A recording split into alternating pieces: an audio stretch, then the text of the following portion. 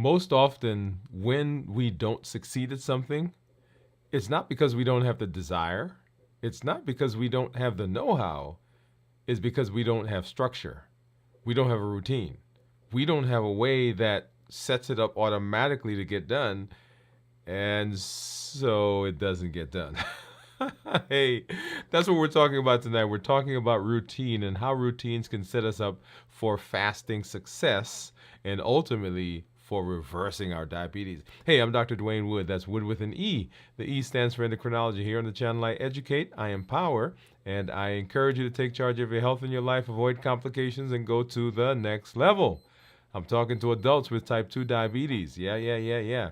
That's what I'm talking about. People who want to put their diabetes in remission, who want to reverse their diabetes. And we're using fasting as one of those ways to do that.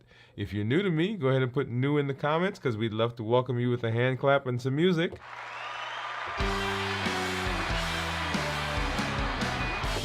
And let you know that we are excited that you are here. Also, if you're new and you have questions, go ahead and put those in the comments. Make sure you put a Q in front of it so that we know that that's a question that we need to get to, and that we will get to those and answer those as we go through the show. And if you've been with us, you know how we do. If you do, if you haven't been with us, you're gonna learn, because right now I've got some monitors, I've got some meters over here that we're gonna take a look at. So I've got my meters that we're gonna take a look at here. And then right below me, you'll see that is my Dexcom Clarity app that the report actually that we'll take a look at here in just a minute to see what's been going on with my blood sugars since we ended our fast last week. So we're in our fast for this week. So I just want to hop over and say hello. I do see some of our community members over there. And let's see, what's the best way to do this? Let's pull you guys up on the screen. Yeah, let's grab this one. All right, so Steve is saying hello. Jennifer said howdy all. And then I'm just dropping in this, say hey, thank you. Hey, Jennifer and Steve. And Cornelia Mack. Hey, Cornelia, hey, how are you? Welcome.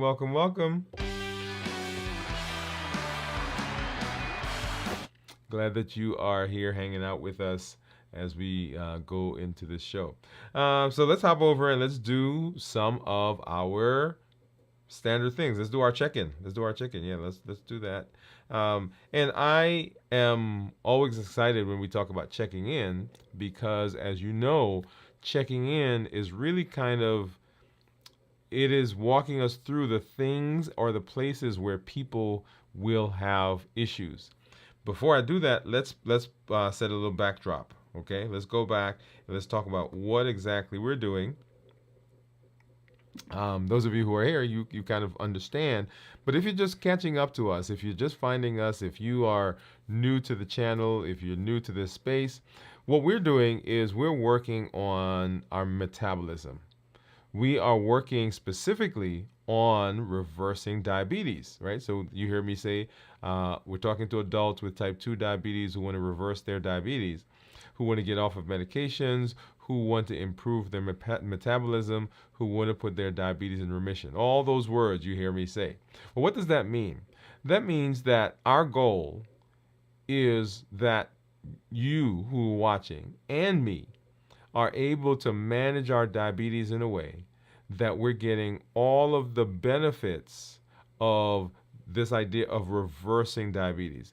So we're getting better blood sugars. We're getting better A1Cs when we go to see our doctor. Our weight is going down. We're coming off of medication, not just for diabetes, but for other things as well. Okay? So we're setting ourselves up to be metabolically healthy. We're setting ourselves up to be able to get off of some of the medication that you are currently on. That's the goal. And as part of that, we've learned several tools in our toolbox that we have now, and they are the things that we stick our hand in and we pull out and we use them whenever we want, just like you would use a hammer in your that's in your garage, or a screwdriver that's in a drawer somewhere. When you need it, you take it out, you use it, and then you put it back in. And one of the most amazing tools that we've been using is this idea of fasting. Okay, and we've done several shows where we've gone through and talked about the different types of fast, the different disease processes that the fasting will help with.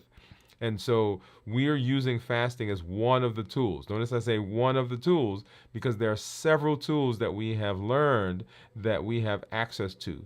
But one of the most powerful ones is of course the fasting. And why is fasting such a powerful tool? Because fasting hits all of the pillars of reversing diabetes. Remember what the pillars are: decrease insulin, suppress the appetite, and reduce sugar. And fasting, when we fast, we're not putting anything in. So if we're not putting anything in, we're also not taking in any sugar. So sugar goes down. When the sugar goes down, the insulin doesn't have to spike, or you don't have to take insulin from outside. That's exogenous insulin. And so the insulin level goes down. And because insulin is an appetite stimulating hormone, when you decrease insulin, then the appetite gets suppressed. I want you to follow that. Okay? So we're cutting back on the sugar because we're fasting. Insulin goes down because we're fasting. And the appetite gets suppressed because we're fasting. So fasting hits all of those pillars, and that's why fasting is being used. That's why we're using fasting as one of these tools. Well, as we get into fasting, one of the things that we want to do is we want to be able to check in with ourselves to see how we're doing in several areas, but the three most common or three most important areas is how we're doing physically, mentally, and emotionally. Physically, mentally, and emotionally. And at the top of the show, when we're fasting, I do that.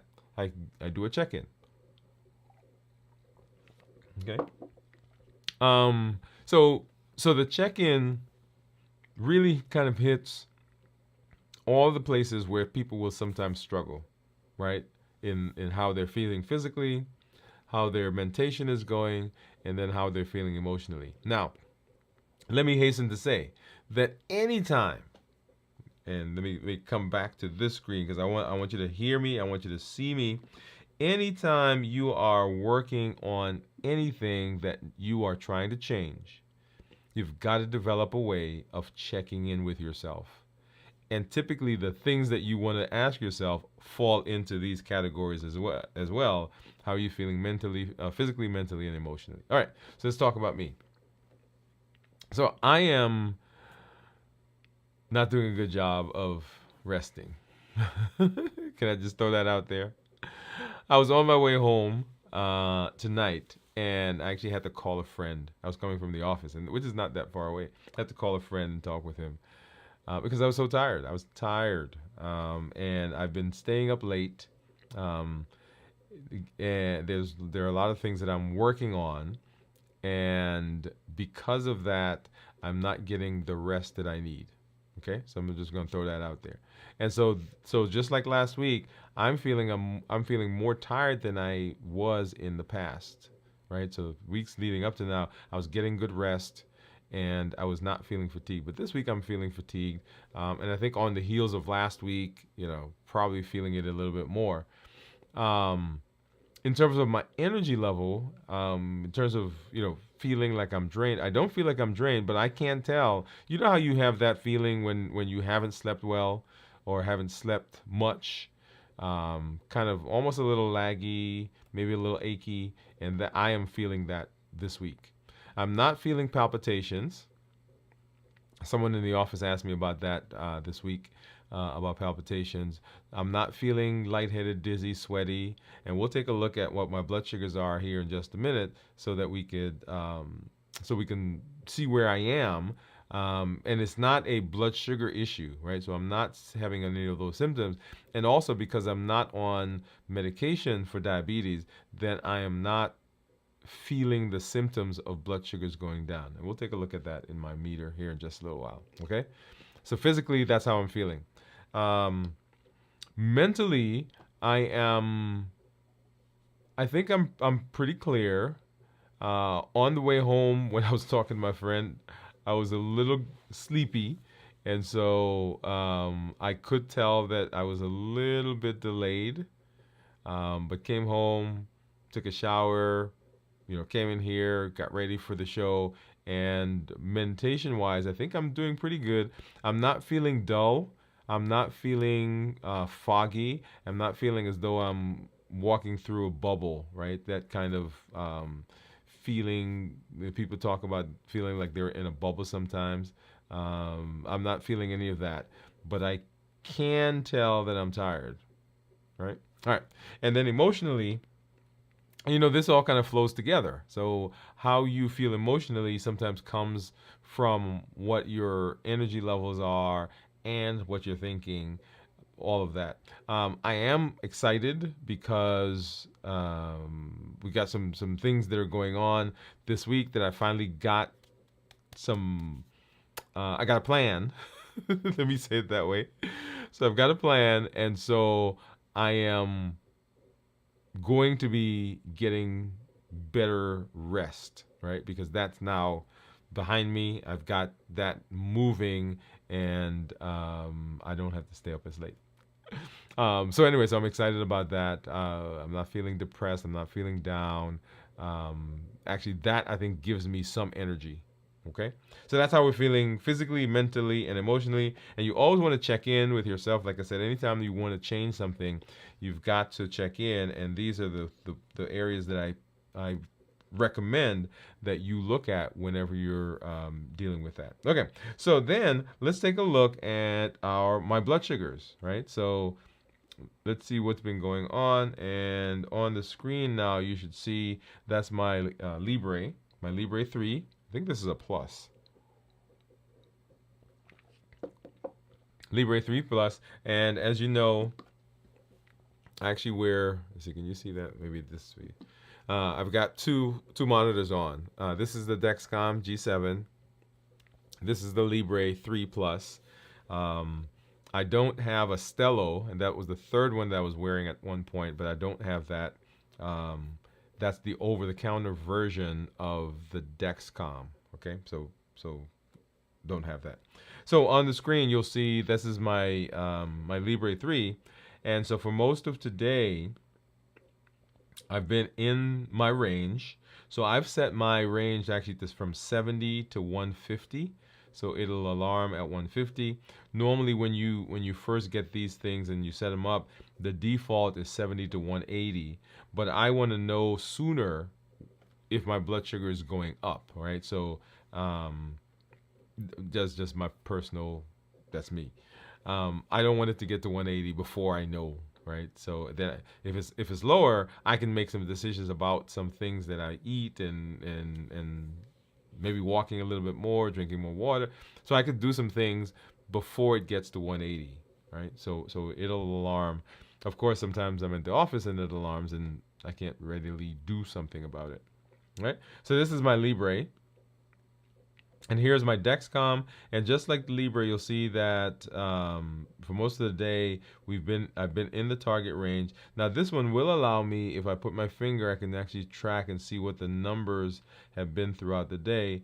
And so starting from where we are right now, 97, looks like we're in the low 100s, probably going back to about noon.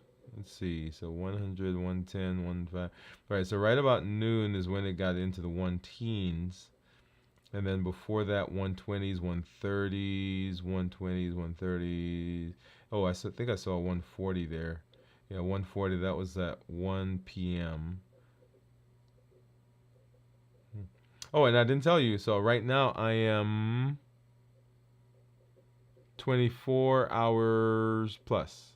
A little over 24 hour, actually 24 or 25 hours, 25 hours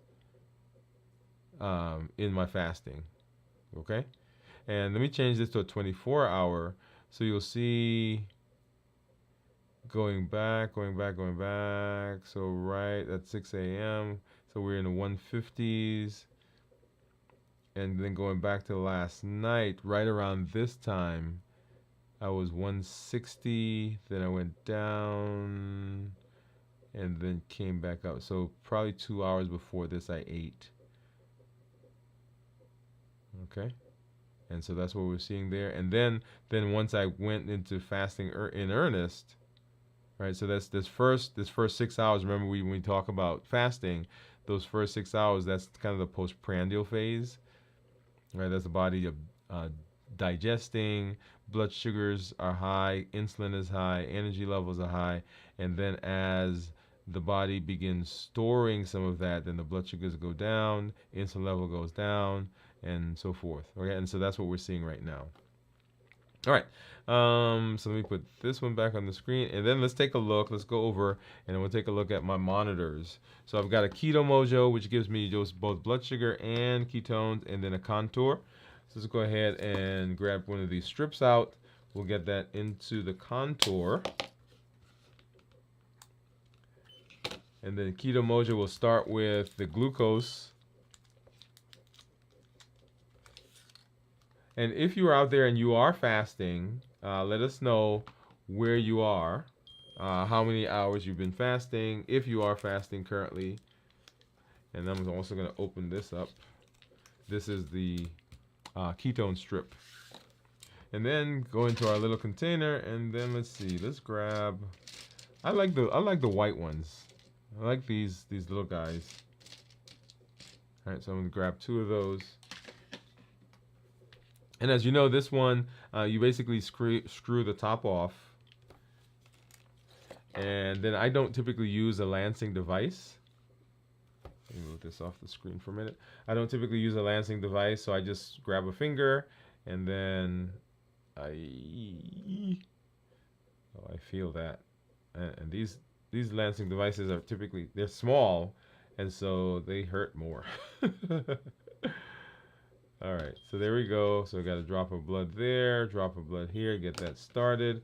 And while that's going, I'm going to keep this drop going because I don't want it to dry. So 101 is what the Keto Mojo says. 98 is what the contour says, and you'll see on the screen that my Libre says that I'm 90. So I'm going to take this strip out. This is the ketone strip that I'm putting in now. So what do you think my ketones are going to be after 25 hours of fasting? All right, so we'll go ahead and get that started. And of course, like I do, we're not going to let you see the end of that quite yet. I'm going to hop over here. Okay, so what do you think that is going to be after 25 hours? All right, so what are we talking about? We're talking about routine. We're talking about routines. And how routines can set us up for success, right? So I shouldn't say I find. Well, let me tell you a story. When I was in residency, in our program, it was a 4-year program. I did a combination of internal medicine and pediatrics. So we trained to be able to take care of both adults and take care of children. And so we trained. And so in the 4th year of residency, because it was a 4-year program, we chose a chief resident. And so that was the person who kind of coordinated clinics, coordinated vacations, made sure that our clinic, the MedPeds clinic, was kind of staffed, was in charge of helping with education for the residents, helped with interviews for new residents that were coming in, was on the committees between the 2 departments and the department, because our program actually sat in both departments, because it was a medicine program and it was a pediatric program. And of course, each of those programs had their own committees, but the MedPeds was part of both of those. And so coming through the process, right? So I started out as an intern, and then I became a 2nd year, and then the 3rd year, and then 4th year is when we chose a chief resident. Or you chose them in the 3rd year for 4th year, and so I was chosen as the chief resident for our 4th year. And before I became chief, right? So I was selected as chief, and I started thinking about, hey, what am I going to do next year, right? Because I couldn't start at the time. I couldn't start like next year, planning for next year. So I started planning way before next year. So I've got a little binder, and I still have it, by the way. and I went through and I picked out all the different lecturers or the different articles that I wanted us to do, and the different people that were going to come in and talk to us. I started thinking about all that, and then sending out information about, hey, guys, when do you want to take vacation? So we got all that together. So now we're putting all this stuff in place.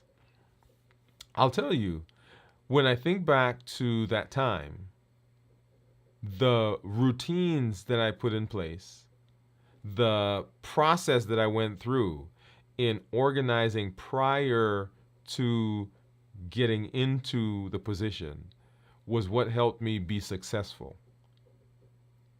I can't imagine what it would have been like, right? To try to coordinate the residents, coordinate clinic, coordinate vacations, coordinate education, coordinate the articles, and all of that if I did not have a routine, if I didn't have a plan.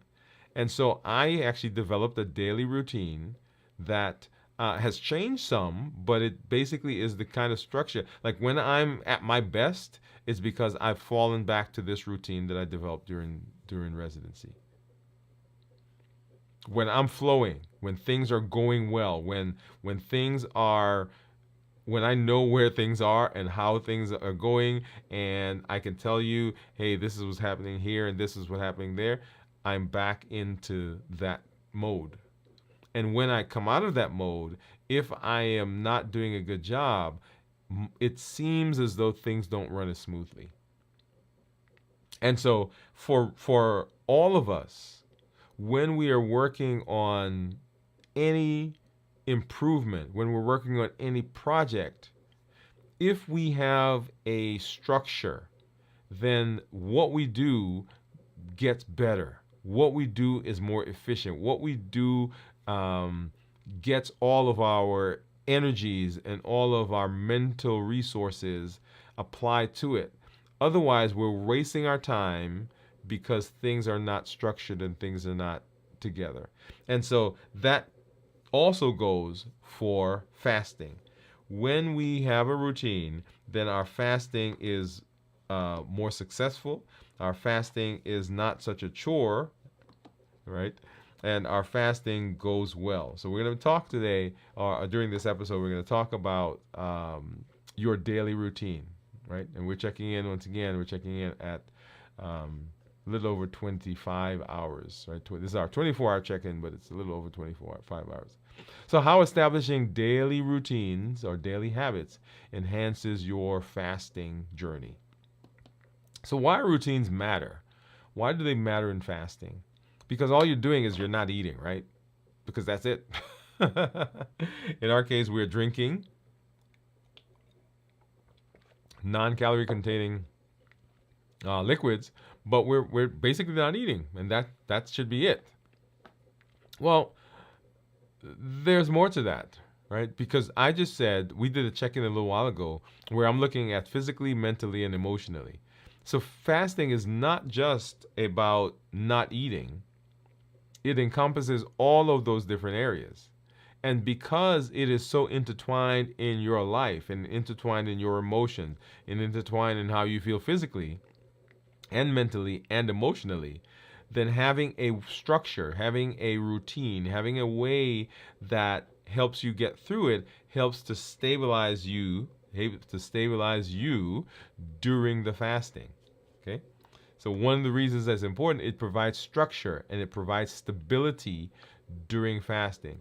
If you don't have structure and stability, then things are just uneasy. And uneasiness can show up in fasting in lots of different ways. And where people are saying, okay, fasting doesn't work for me, or I just don't feel when I fast. It doesn't really speak to me. And that could be simply because there's no stability. And stability comes from routine. Stability comes from having a structure around you. Also, having routine helps reduce decision fatigue and maintain mental clarity. Decision fatigue is this idea that after you've made decisions for a while during your day, then our default is going to be whatever the simplest thing is. That is, give you an example.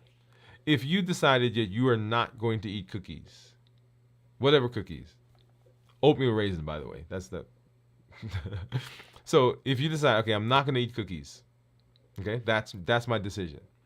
If I'm standing outside your door in the morning as you are leaving, and I have like the best smelling, best looking cookies, they're huge, they're ginormous, and the smell is just wafting out and it's going into your nostril, then you probably won't eat those cookies. Even though you want them, even though they smell good, even though I'm here, even though they look good, and you can imagine what they taste like, you're not going to eat the cookies because you've made the decision that you're not going to eat it. So, but you go to work or you're driving to work, and there's an accident on the highway, and you make a decision to get off the highway and take another road, and you get to work.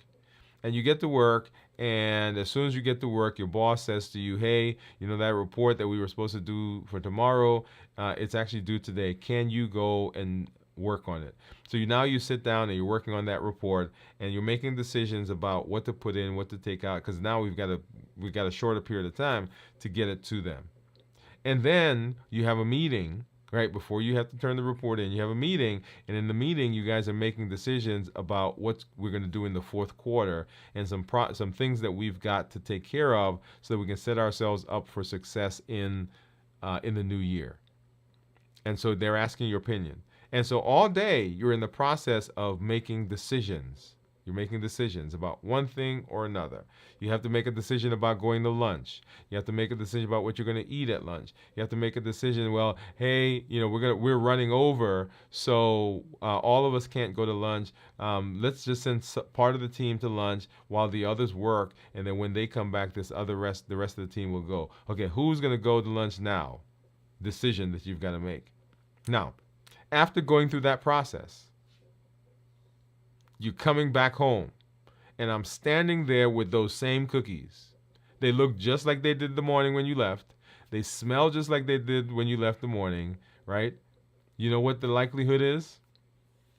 The likelihood is that you're going to eat the cookie because the brain doesn't want to make another decision. And so it will default to the simplest, easiest thing to do, and the easiest thing to do is to eat the cookie. There's no stress. There's no must. It's just, okay, cookie's there. I'm going to eat it. Done. Decision fatigue. And so when we have a routine that is automatic, where we don't have to process, we don't have to think, it reduces the decision fatigue that we have, and it helps us to maintain clarity because now we can put our energies into something else. I remember one of the, and this is, you know, when I was in school, I was in medical school, and we were preparing for exams. We were getting ready to take boards, and the guy who was prepping us, he told us some silly things, and looking back now, what he was trying to do was help us through this process. He said, "Hey, the day before, or a couple of days before, pick what you're going to wear the day of the exam." And I thought that was great. He said, pick what you're going to eat the day of the exam. Pick how many breaks you're going to take on the day of the exam. So he's telling us all this stuff. And I was like, oh, you know, that doesn't mean anything. But what he was doing, he was preventing us from getting decision fatigue even before we got to the exam. Because on the exam, you've got to make decisions about which one is right, which is wrong. You've got to work out the problems. And if this morning I wasn't quite sure what I was going to wear, so should I wear this one or that one? And I spent 15 minutes trying to figure that out. And then, okay, hey, when am I going to take my break? Should I take a break between the first or second block of exams or questions? Do I take a break at lunchtime? And then when lunch is here, they've got these 3 different restaurants. Which one am I going to go eat? Right? So I'm making decisions, and that can lead to decision fatigue. And then having routine makes fasting a seamless part of your daily life. It is just built into your day. It is not something now that you've got to go decide and make a decision about when I'm going to fast, how I'm going to fast, how long. It's already built in because you have a routine that you've developed. So why does fasting matter? Because it does all those things. Okay? What are benefits? What are the benefits of having a routine? What are the benefits of having a routine? Well, one, it keeps the mind off of food. Okay? So it engages you in activities, reduces focus on hunger. So what we're talking about here is having all the things that are planned. So you get up in the morning and you've got a routine that you're going to go through. And in that routine, there's no food. And then at lunchtime or midday, you have a routine that you go through. There's no food in there. And then at evening, there's a routine that you go through. There's no food in there. And so we are engaged in doing things that don't include food, and the focus comes off of food. But if we didn't have a routine, then our brain would be telling us, hey, it's lunchtime. Hey, it's supper time. And we'd have to make a decision not to eat. This way, it's already built into the routine that there's no food. So it keeps our mind off of food. Having a routine also reduces stress because everything is now predictable. Your schedule is predictable. It minimizes your anxiety because you don't have to make those decisions. So it reduces stress. And then it enhances your discipline. It builds consistency and commitment to your fasting goals. Consistency is a superpower, y'all. Consistency is a superpower. It is the key to unlocking unlimited potential using that triple E formula that we talk about. Education, empowerment, and encouragement. You can have the education, you can have the empowerment, you can have the tools, you can have the community around you, but if you are not consistent. So having a routine helps to enhance discipline and helps to build consistency. I wish when I was born that somebody took $1 and said, hey, I'm going to put $1 in this account for you forever. Well, not forever, but for the rest of your life. So the dollar seems like it's such a small thing, right? But $1 over time consistently builds to a lot. And so consistency is those small things that we do, that we show up every day and do, that over time builds momentum and builds so that we end up with a huge result. But often we think that it has to be a grand thing that we do. No, it's small, little commitments that you've made that you are consistently doing over time that leads to results. Okay? All right. So how do we create? How do we create? And we're going to break this down into 3 different sections, right? Morning routine, midday routine, and evening or ending the day routine, right? So crafting your morning routine. So one, in the morning routine should be some thought of hydration, right? So we're not necessarily giving a structure, and we'll talk about some other things here in a minute. But one, water. Get up, drink water.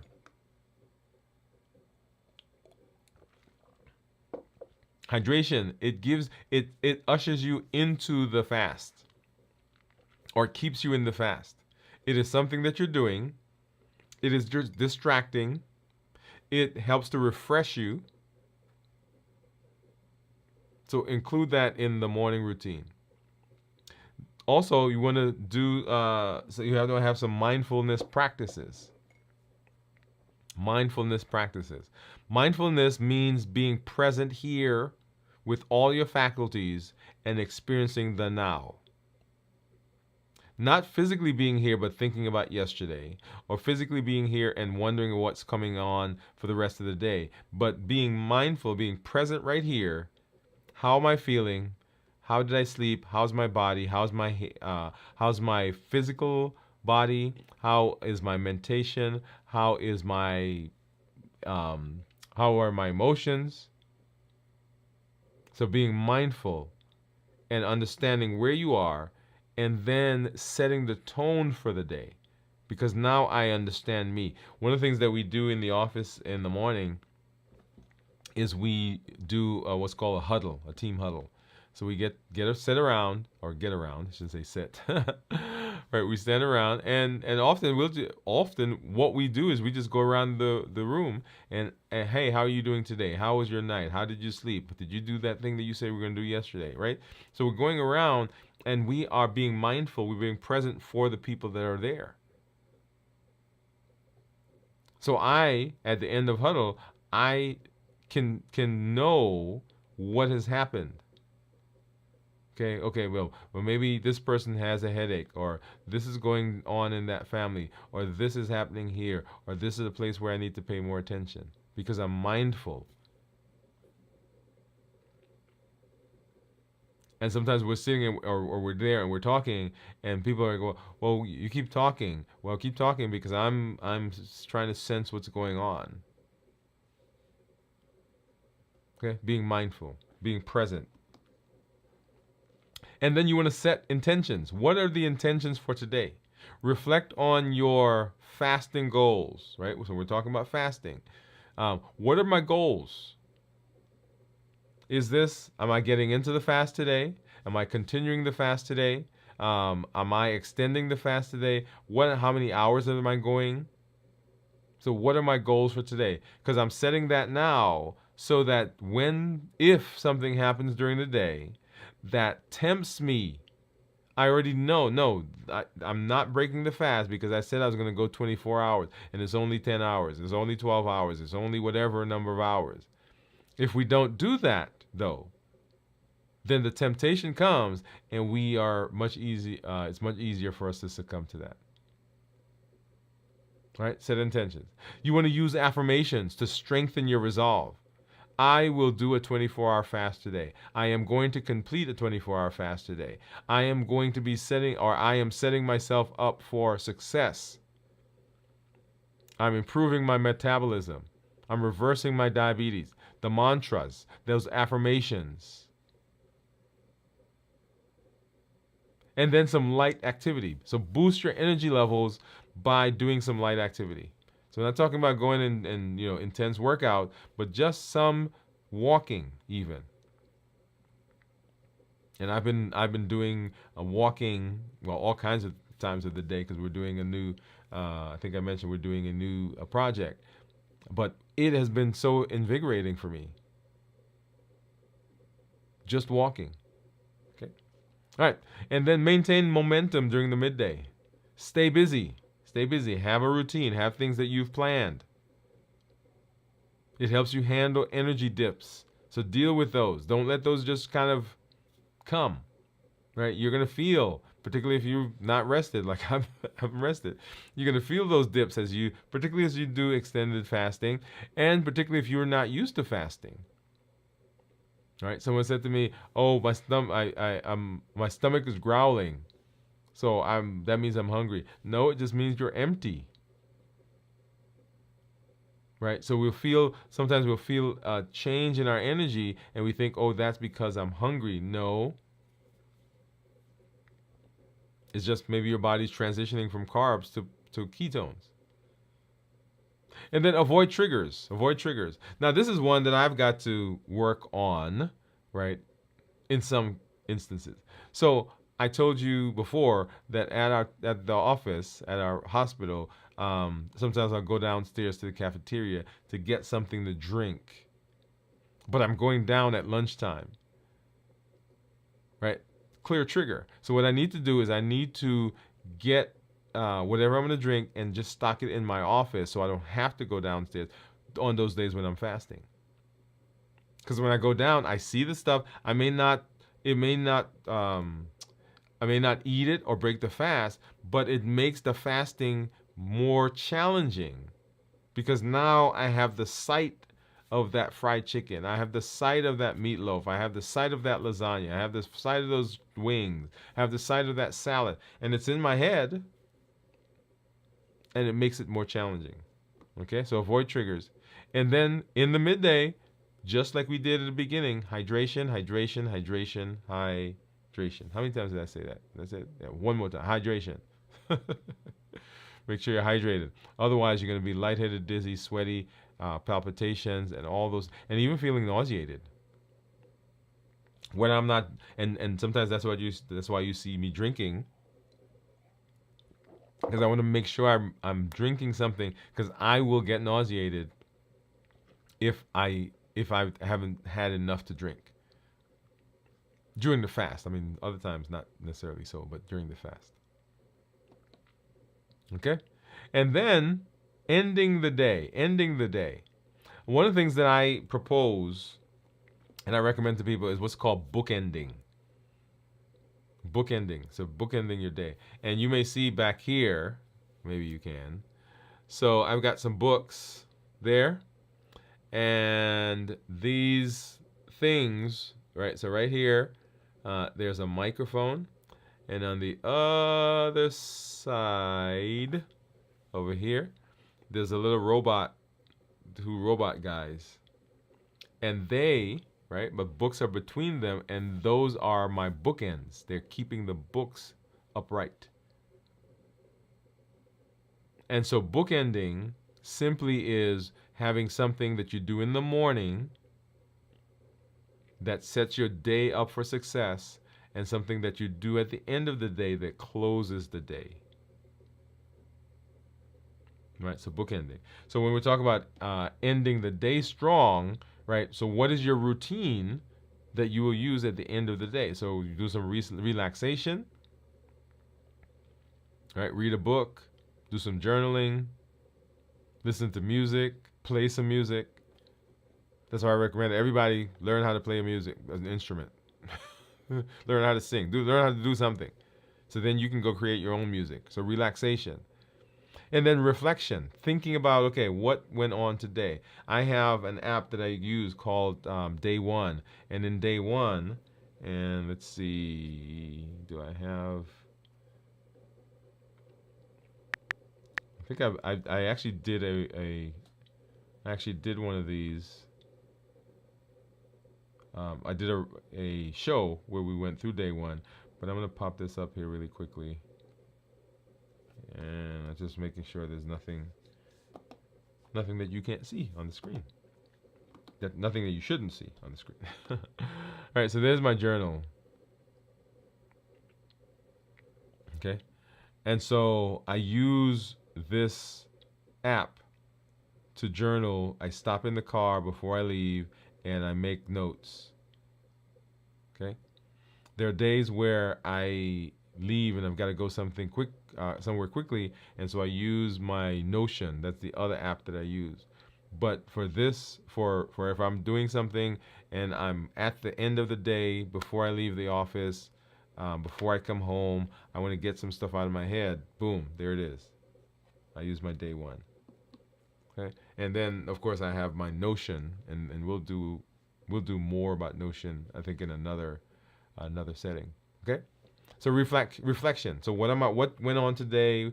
What do I need to think about? And some of the questions that I have here. Let me see. It says, what decisions are on your mind? This is my Day One. What decisions are on your mind? Who is on your mind? Any successes from today?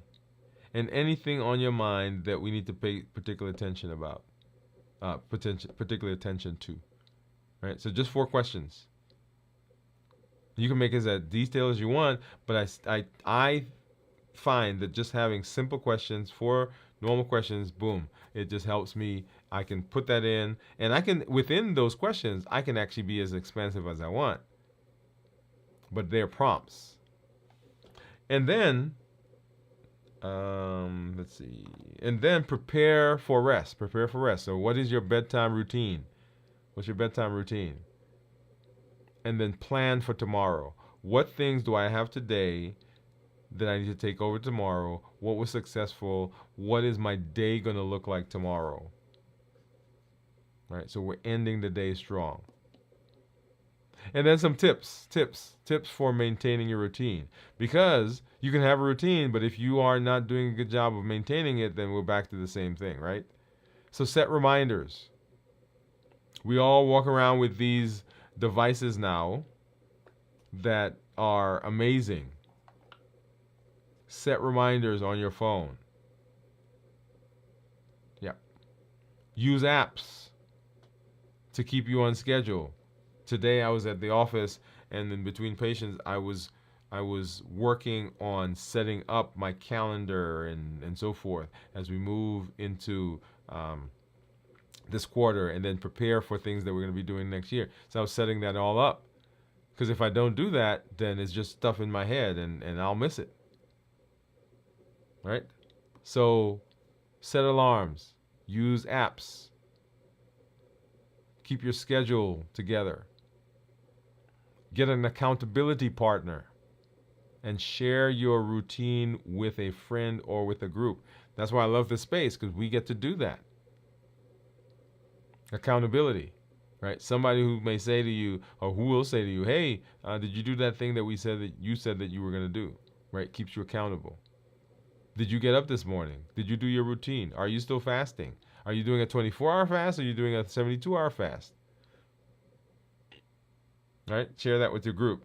And then be flexible. Be flexible. Allow for adjustments. Flexible. One of the things that has always amazed me is when we have storms in the area. You'll be driving and you see a great big massive tree that has come down because it broke along the trunk, or it's out of the ground, right? The roots have come up, it's laying on the ground. And then right next to it, you see a little bit of skinny little wimpy tree that is there. And I'm like, well, wait a minute, how come that tree went down and this one is there? It went down because it wasn't flexible. The other tree was flexible. It bent and it didn't break. And so when we're talking about being successful, when we're talking about fasting successfully, when we're talking about routines, we're going to set things up and things may have to change. And we've got to be flexible. We have to allow for adjustments. Otherwise, it doesn't work. So we're going to set ourselves up for success by developing routines. We want it to be automatic. We don't want to have to think about it. It is just something that we do. And the more we do it, the more the neuroplasticity comes in, right? So our brain makes synaptic connections. It becomes more routine. Have you ever tried waking up or setting your alarm for something and you did it, right? You woke up and you turned off the alarm, got out of bed. You woke up, turned off the alarm, got out of bed. Woke up, turned off the alarm, got out of bed. If you do that long enough, at some point, you know what's going to happen? You're going to wake up before the alarm. Because the body has now made a connection. This is what we do. And so we no longer need the alarm to wake us up. That's the beauty of routine. That's the beauty of consistency. It sets us up for success. And it is a superpower, and it is a key to what we do. Yep. All right, let's see. So what I want to do is I want to hop over and take a look at my report here on the clarity. And you'll see there on the screen the large number. That is my average blood sugar for the last 2 weeks, so 14 days. My time in range, you'll see that there is 93%, range being anywhere from 70 to 180, and my glucose management indicator is 6.3. That should be an estimate of what the A1C is, right? It's a surrogate. It's not the exact A1C. It is not the A1C, right? We can't call it the A1C, but we should approximate that based on these blood sugars. If I change from 30 days to 90 days, you'll see my average there should be about 130. Okay, 135 is what the average is. And my range is 86%. Target still being 70 to 180. And my glucose management indicator is 6.6. Okay, so we should be getting our lab results here in just a few weeks, and so we'll see, right, what that is at that time. As a matter of fact, I'm going to do this. I'm going to take a picture, take a screenshot of that, and we can come back and take a look at that and compare to what the A1C actually is. All right, and then if I go into my daily graphs, get that up here in just a minute. So like I said, we're a little over 25 hours. So started fasting right here. Let's see, 28. Yeah, so right here. So you'll see after I ate, see that blood sugar started going up. Right up to 90, actually 200. Looks like it got up to about 200, 201. And then started coming back down. If I scroll backwards, right? So see, for most of the days leading up to that, but blood sugar was actually pretty good. Right? So Saturday, Sunday, so Monday, and we talked about this during the show when I checked in. So notice it was lunch that caused the spike here, right? It got up to 160s. And then into Tuesday, here's lunch again, right? 190.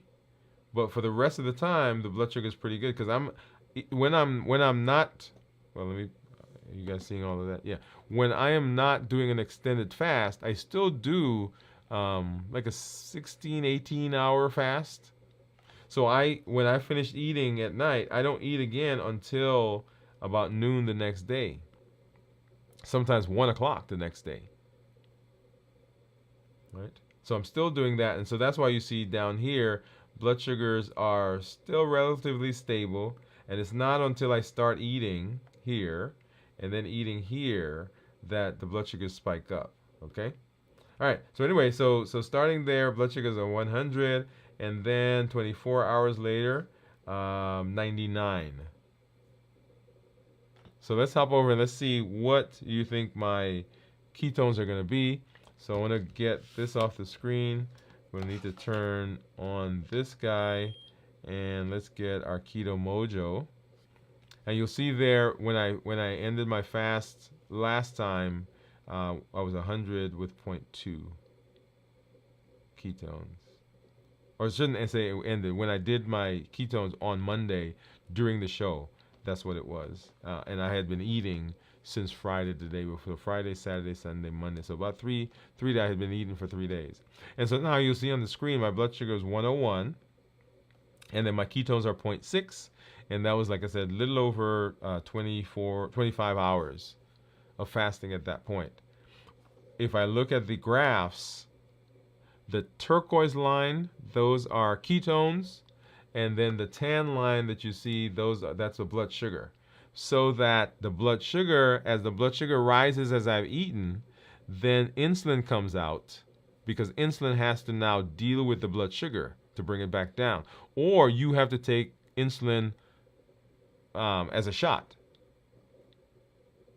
Once insulin is in the body, then ketones have to go away because ketones and insulin can't be in the same space. It's kind of like those movies where they say, if you ever go back in time, don't interact with yourself.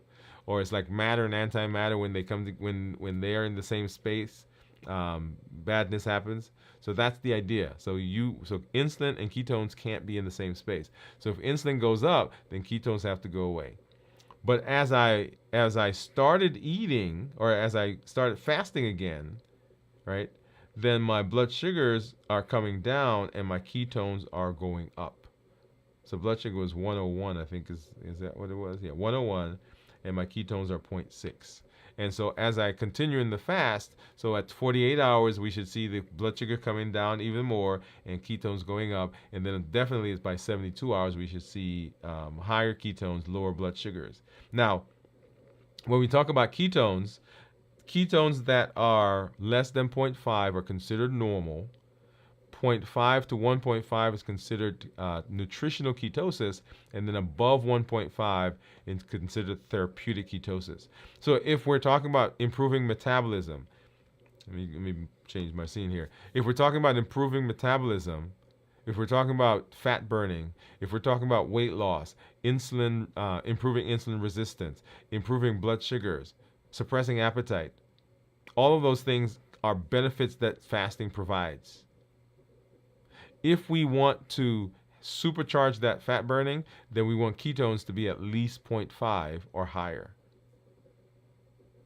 And so people who are trying to maintain ketosis, that's where we want them to be. So if you're eating a ketogenic diet, that's where we want you to be.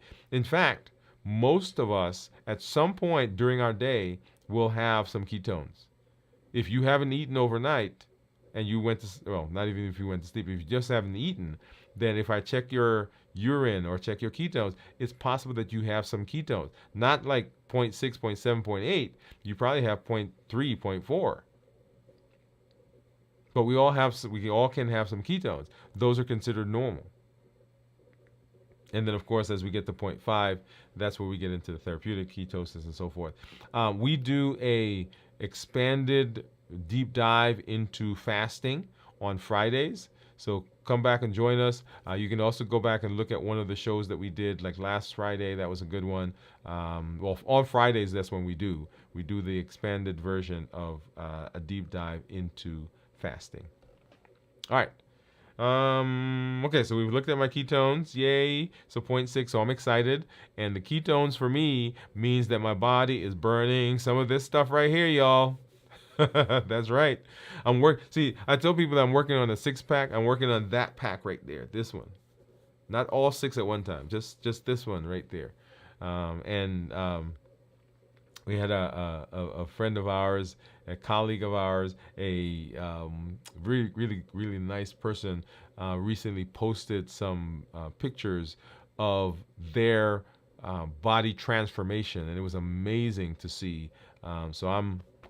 We're working on that. Okay. So in our quest for our reversal of diabetes, in our quest for having better blood sugars, in our quest to be metabolically healthy, I want you to remember that you have unlimited potential. You have built in within you the power to chart your metabolic destiny. Let me say it again.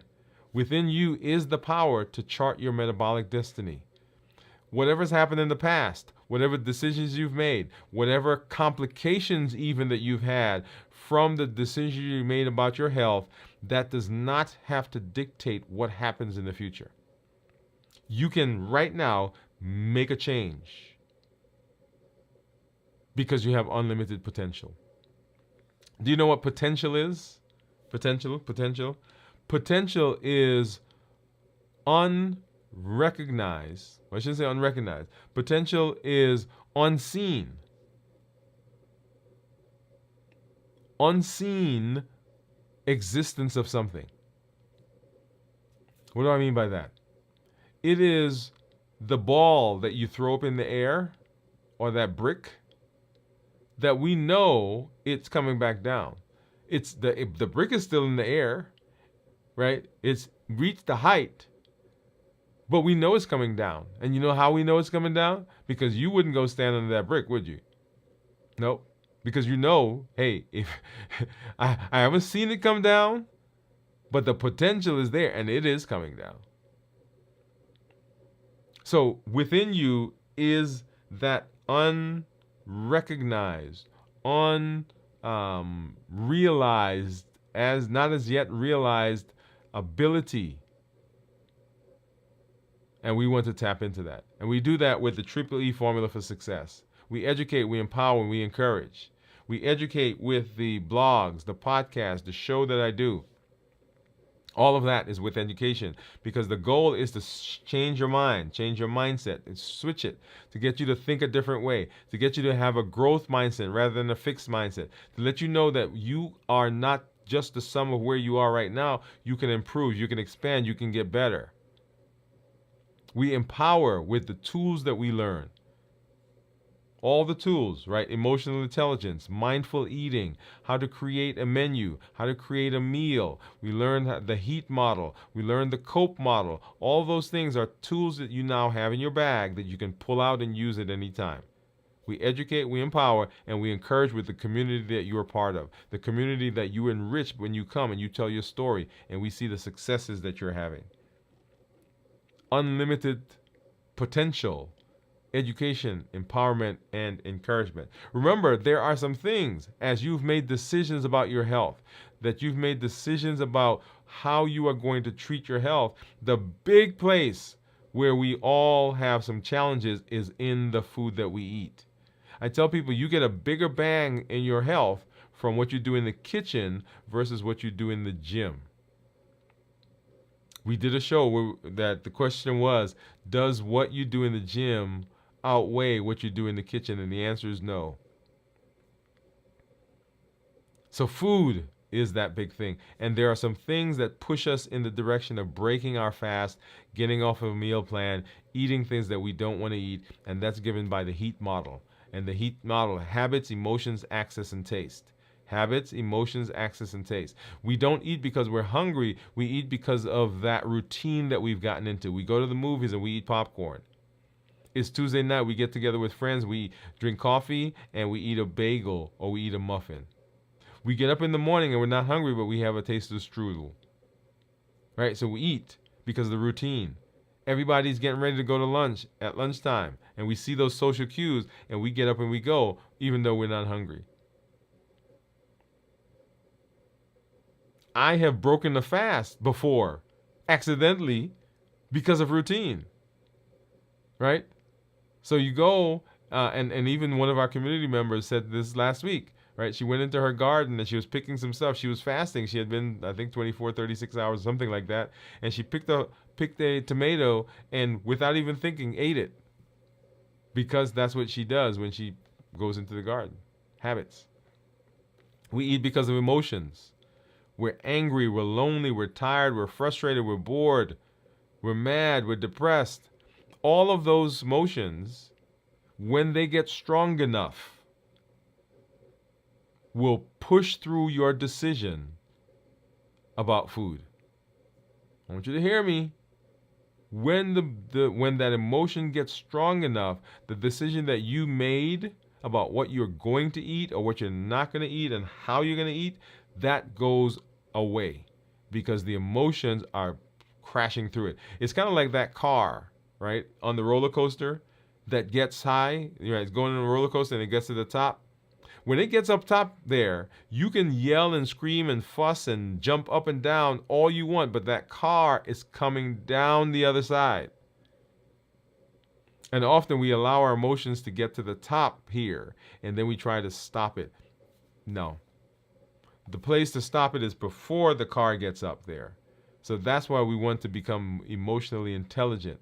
We want to deal with mindfulness. We want to develop stress management techniques.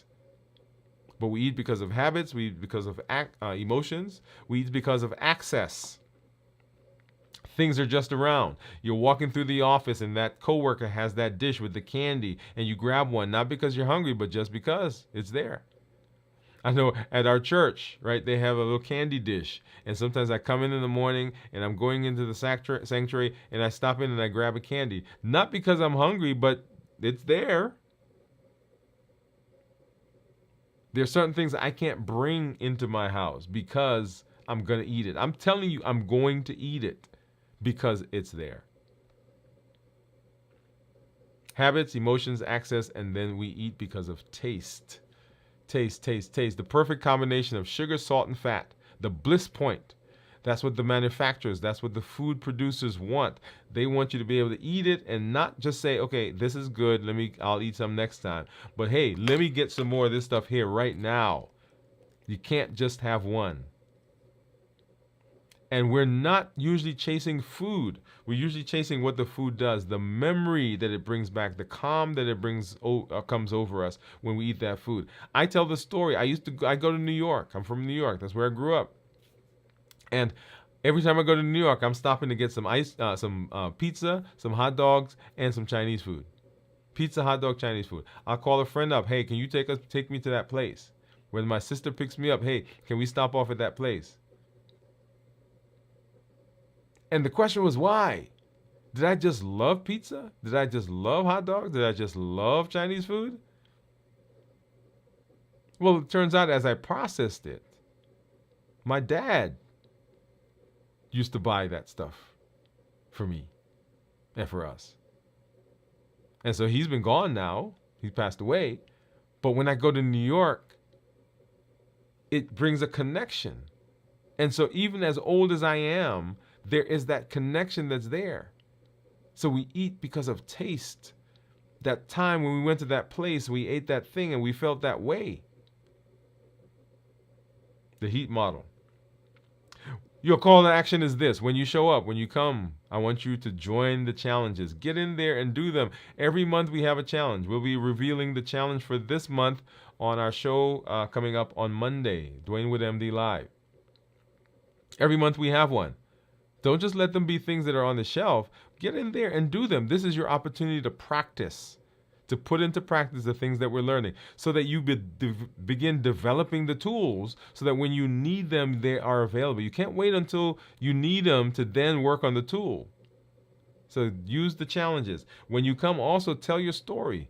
Tell your story. When we see successes that you've had, then we know that we can be successful as well. And when we see if you have challenges, share those with us because we can rally around you and let you know that you're not by yourself. And then invite a friend.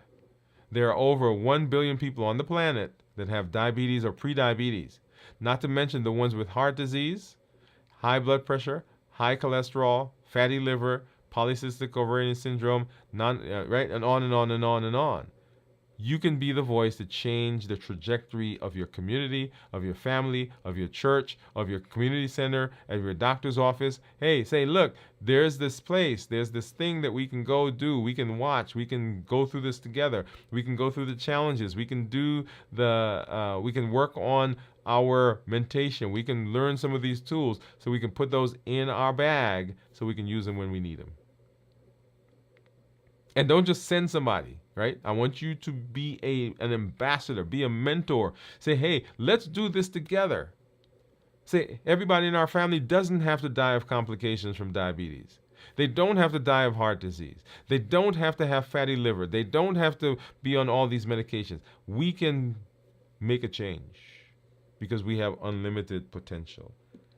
And remember the pillars for reversing diabetes: decrease insulin, suppress appetite, and reduce sugar. Fasting, an amazing way of hitting all three of those parameters, all three of those pillars. Hey. All right. So let's see. Let's see who we've got out there. So Jennifer said, good night all. She said, thanks, Doc. Steve says 0.6. Night, Jennifer. And Steve says 1.5. So Steve's ketones were 1.5. Hey, love it. All right. So everybody, I'm always excited when I get to hang out with you. Always glad that we are here. We were doing a check-in again tomorrow at 48 hours at that time, and then Friday 72 hours when we do our review of fasting. Right, make sure you're there. If you want somebody to hear about fasting, we go through that on Fridays. Also, on Saturday nights, 9 o'clock, videos from the vault, where we look back at some of the landmark videos that we've done on the channel. And then on Sunday morning at 6 a.m. Central, we have This Week in Review, where we go through the shows that we've done with some commentary. So you want to make sure that you're there. Dial in, and then we'll be back on Monday at 7 p.m. Central right here on Dwain Woode, MD. As I always say, this is Dr. Dwain Woode. That's Wood with an E. The E stands for endocrinology. Here on the channel, I educate, I empower, and I encourage you to take charge of your health and your life, avoid complications, and go to the next level. And in this year, new you. Good night, everybody. We'll see you at our next check-in.